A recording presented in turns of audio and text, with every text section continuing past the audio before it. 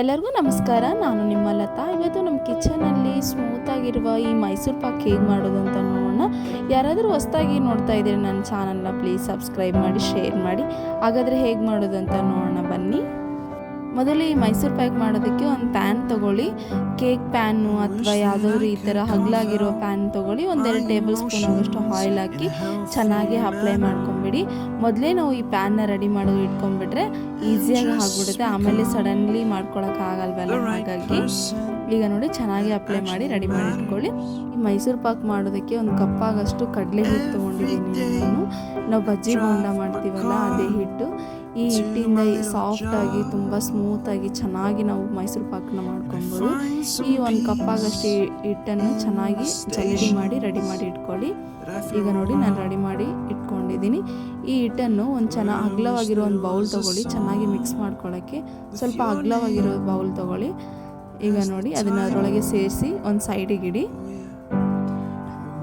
ನಾವು ಆಲ್ರೆಡಿ ಒಂದು ಕಪ್ಪಾಗಷ್ಟು ಕಡಲೆ ಹಿಟ್ಟು ತೊಗೊಂಡಿದ್ವಲ್ಲ, ಅದೇ ಕಪ್ ಮೆಜರ್ಮೆಂಟ್, ಸೇಮ್ ಅದೇ ಮೆಜರ್ಮೆಂಟಿಂದ 2 ಕಪ್ಪಾಗಷ್ಟು ಕುಕ್ಕಿಂಗ್ ಆಯಿಲ್ ತೊಗೊರಿ. 1 ಕಪ್ಪಾಗಷ್ಟು ಕುಕ್ಕಿಂಗ್ ಆಯಿಲು, 1 ಕಪ್ಪಾಗಷ್ಟು ತುಪ್ಪ ತೊಗೊಳ್ಳಿ. ಯಾಕಂದರೆ ಟೇಸ್ಟ್ ಚೆನ್ನಾಗಿ ಬರುತ್ತೆ. ನಾನು 2 ಕಪ್ಪಾಗಷ್ಟು ಆಯಿಲ್ ತೊಗೊತಾ ಇದ್ದೀನಿ. ಈಗ ನೋಡಿ 2 ಕಪ್ಪಾಗಷ್ಟು ಆಯಿಲ್ ತೊಗೊಳ್ಳಿ. ಕರೆಕ್ಟ್ ಮೆಜರ್ಮೆಂಟಿಂದ ತೊಗೊಳ್ಳಿ, ಹಾಗಾದರೆ ಪರ್ಫೆಕ್ಟಾಗಿ ಬರುತ್ತೆ ಮೈಸೂರು ಪಾಕು. ನಾವು ಆಲ್ರೆಡಿ ರೆಡಿ ಮಾಡಿ ಇಟ್ಕೊಂಡಿದ್ವಲ್ಲ ಹಿಟ್ಟು, ಅದರೊಳಗೆ ಒಂದು ಸ್ವಲ್ಪ ಬೇಕಿಂಗ್ ಸೋಡಾ ಹಾಕಿ 1-2 ಚಿಟಿಕೆ ಆಗಷ್ಟು ಒಂದು ಸ್ವಲ್ಪ ಹಾಕ್ಕೊಳ್ಳಿ. ಒಂದು ಸ್ವಲ್ಪ ಉಪ್ಪು ಹಾಕ್ಕೊಳ್ಳಿ. ಈಗ ನೋಡಿ ನಾವು 2 ಕಪ್ಪಾಗಷ್ಟು ಮೆಜರ್ಮೆಂಟ್ ಮಾಡಿಕೊಂಡು ಆಯಿಲ್ ಹಾಕಿದ್ವಲ್ಲ, ಈಗ ತಣ್ಣಗಿರೋ ಆಯಿಲ್ನ ಇದರೊಳಗೆ ಹಾಕಿ ಚೆನ್ನಾಗಿ ಮಿಕ್ಸ್ ಮಾಡ್ಕೊಳ್ಳಿ. ಈ ಥರ ಮಾಡೋದ್ರಿಂದ ಬಬಲ್ಸ್ ಬರಲ್ಲ, ಚೆನ್ನಾಗಿ ಬರುತ್ತೆ, ಸಾಫ್ಟಾಗಿ ಬರುತ್ತೆ ಮೈಸೂರು ಪಾಕು. ಹಾಗಾಗಿ ಈಗ ನೋಡಿ ಆಯಿಲ್ ಹಾಕಿದ್ದೀನಿ, ತಣ್ಣಗಿರೋ ಆಯಿಲ್ನೇ ಹಾಕಿದ್ದೀನಿ. ನಾನೇನು ಅದನ್ನು ಹೀಟ್ ಮಾಡಿಲ್ಲ ಆಯಿಲ್ನ, ತಣ್ಣಗಾಗಿರೋ ಆಯಿಲ್ನೇ ಹಾಕಿ ಚೆನ್ನಾಗಿ ಮಿಕ್ಸ್ ಮಾಡ್ತಾ ಹೋಗಿ. ನೋಡಿ ನಾನು ಯಾವ ಥರ ಮಾಡ್ತಾ ಇದ್ದೀನೋ ಸೇಮ್ ಅದೇ ಥರ ಮಾಡ್ತಾ ಹೋಗಿ. ಈಗ ನೋಡಿ ಈಗ ಹಾಕಿ ಚೆನ್ನಾಗಿ ಮಿಕ್ಸ್ ಮಾಡ್ಕೊಳ್ಳಿ. ಅದೊಂದು ಫಾರ್ಮ್ ಬರಬೇಕು, ಆ ಥರ ಚೆನ್ನಾಗಿ ಮಿಕ್ಸ್ ಮಾಡ್ಕೊಳ್ಳಿ. ನೋಡಿ ಹಿಟ್ಟೆಲ್ಲ ಚೆನ್ನಾಗಿ ಮಿಕ್ಸ್ ಮಾಡ್ಕೊಳ್ಳಿ.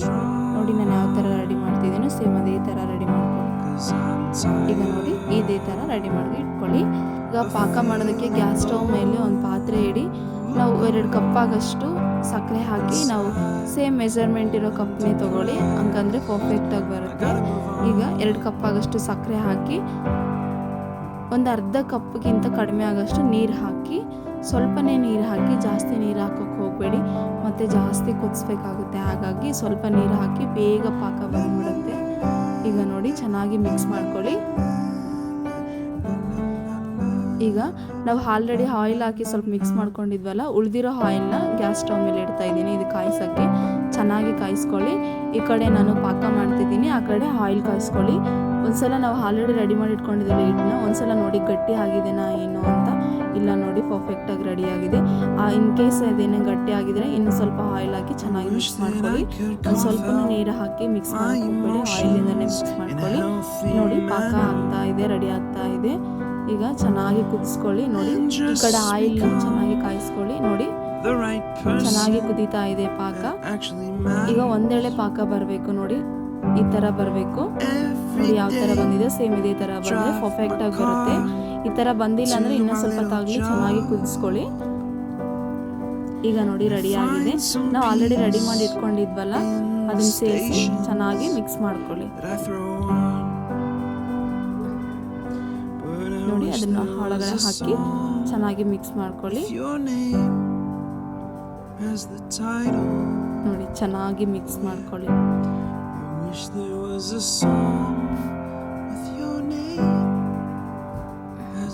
ನೋಡಿ 1-2-3 ನಿಮಿಷ ಆಗಷ್ಟು ಸ್ವಲ್ಪ ಚೆನ್ನಾಗಿ ಕುದಿಸ್ಕೊಳ್ಳಿ. ನೋಡಿ ಕುದೀತಾ ಇದೆ. ಇವಾಗ ನಾವು ಈ ಕಡೆ ಆಯಿಲ್ ಕಾಸಕ್ಕೆ ಇಟ್ಟಿದ್ವಲ್ಲ ಅದನ್ನು ಹಾಕಿ, ಈಗ ನೋಡಿ ತುಂಬ ಬಿಸಿ ಬಿಸಿ ಆಯಿಲ್ ಹಾಕಿ, ಯಾಕಂದರೆ ಚೆನ್ನಾಗಿ ಬರುತ್ತೆ. ನೋಡಿ ಹಾಕಿದ್ದೀನಿ, ಚೆನ್ನಾಗಿ ಮಿಕ್ಸ್ ಮಾಡ್ಕೊಳ್ಳಿ. ಇವಾಗ ನೋಡಿ ಲೋ ಫ್ಲೇಮಲ್ಲಿ ಇಟ್ಕೊಳ್ಳಿ, ಹೈ ಫ್ಲೇಮಲ್ಲಿ ಇಡಕ್ಕೆ ಹೋಗಬೇಡಿ. ಹೈ ಫ್ಲೇಮಲ್ಲಿ ಇಟ್ಟರೆ ಹೊತ್ತೋಗ್ಬಿಡುತ್ತೆ. ಈಗ ಇನ್ನೂ ಸ್ವಲ್ಪ ಉಳಿದಿರೋ ಆಯಿಲ್ನ ಹಾಕಿ, ಬಿಸಿ ಬಿಸಿ ಆಯಿಲ್ ಹಾಕಿ ಮತ್ತೆ ಚೆನ್ನಾಗಿ ಮಿಕ್ಸ್ ಮಾಡ್ಕೊಳ್ಳಿ. ನೋಡಿ ನಾನು ಯಾವ ಥರ ಮಾಡ್ತಾ ಇದ್ದೀನಿ ಸೇಮ್ ಅದೇ ಥರ ಮಾಡ್ಕೊಳ್ಳಿ. ಈಗ ನೋಡಿ ಅದು ಆಯಿಲ್ ಎಲ್ಲ ಮೇಲೆ ಬರಬೇಕು, ಅಷ್ಟು ತನಕ ಆಯಿಲ್ ಹಾಕ್ತಾನೆ ಇರಿ. ಬಿಸಿ ಆಯಿಲು ನೋಡಿ ಚೆನ್ನಾಗಿ ಮಿಕ್ಸ್ ಮಾಡ್ಕೊಳ್ಳಿ. ನೋಡಿ ನಾನು ಯಾವ ಥರ ಮಾಡ್ತಾ ಇದ್ದೀನೋ ಸೇಮ್ ಅದೇ ಥರ ಮಾಡಿ ಮತ್ತೆ ಇನ್ನೊಂದು ಸ್ವಲ್ಪ ಆಯಿಲ್ ಹಾಕಿ ಈಗ ಮತ್ತೆ ಚೆನ್ನಾಗಿ ಮಿಕ್ಸ್ ಮಾಡ್ಕೊಳ್ಳಿ.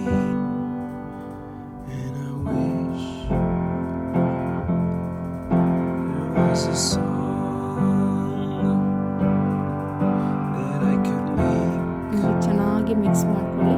ಈಗ ನೋಡಿ ಚೆನ್ನಾಗಿ ಮಿಕ್ಸ್ ಮಾಡ್ಕೊಳ್ಳಿ.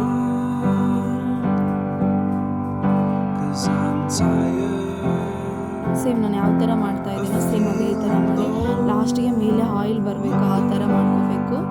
ಈಗ ನೋಡಿ ಈಗ ಮತ್ತೆ ಚೆನ್ನಾಗಿ ಮಿಕ್ಸ್ ಮಾಡ್ಕೊಳ್ಳಿ.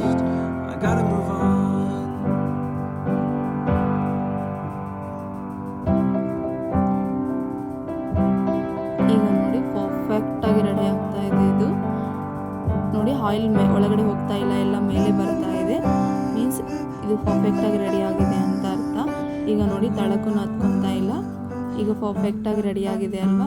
ಈಗ ನಾವು ಆಲ್ರೆಡಿ ಪ್ಯಾನ್ ರೆಡಿ ಮಾಡಿ ಇಟ್ಕೊಂಡಿದ್ವಲ್ಲ ಅದಕ್ಕೆ ಒಳಗಡೆ ಎಲ್ಲ ಸೇರಿಸಿ